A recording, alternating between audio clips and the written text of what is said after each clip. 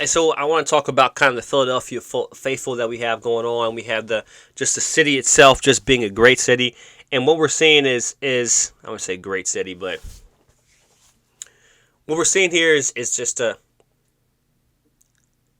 what we're seeing is Philadelphia just being a city that really embraces its players. As much as we talk about how we don't like certain players and hate on certain players and give people a hard time, how we have rowdy fans, we also embrace players. And just with Harper, you look at his situation. Of course, Philadelphia, philia, the it's a type of love that it's from the Bible. Brotherly love, it's what we do. We embrace our brothers, and you can see as how the players embrace each other by Jalen Hurts going to the basketball game, players going to the football games, etc. It's just a universal love that we have for each other in Philadelphia. And I'm looking at just seeing Bryce Harper really just kind of being embraced. He's really came alive in the playoffs, and we thrashed, not we, but I mean some Philly fans did thrash Bryce Harper as far as his playing, his batting average. We thrashed him as far as his injuries, and we expected more out of him after that large contract. And when you sign large contracts like this in baseball, you can't make a decision on a player based after 1 year, after 2 years. You have to look at the lifetime of their contract, and what we're seeing is this contract really kind of come to life. It took time for Bryce Harper to really kind of nestle into the Philly, coming from Vegas, nestle into the Philly lifestyle. But it's really amazing to see him, coming to his own, being named an NLCS MVP.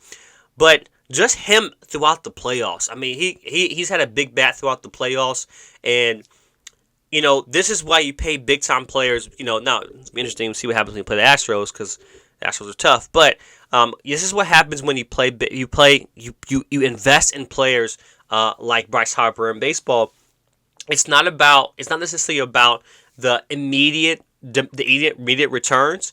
It's about having someone who can be consistent throughout their lifetime while they're on the team, and then you can continue to build around them. Getting those pieces in early and then building other players, not just around Harper, but that can complement Harper. Harper can complement as well, too. So you can have a long, sustained consistency in baseball.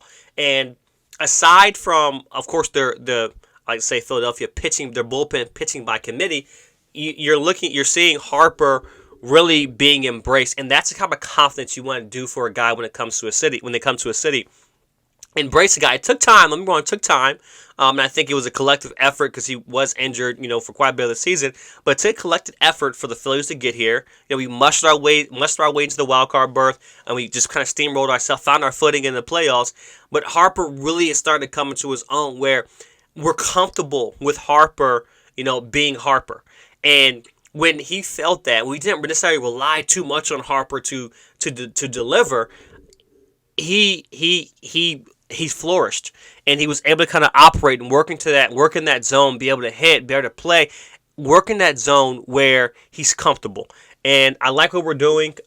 It's really good for Bryce Harper to kind of flourish just like this, and it's exciting to see the Phillies go to the World Series. Now, we got to play the Astros, where the Astros are tough. But we'll see what happens from here. So. And look, I hope we beat the Astros. Go Phillies.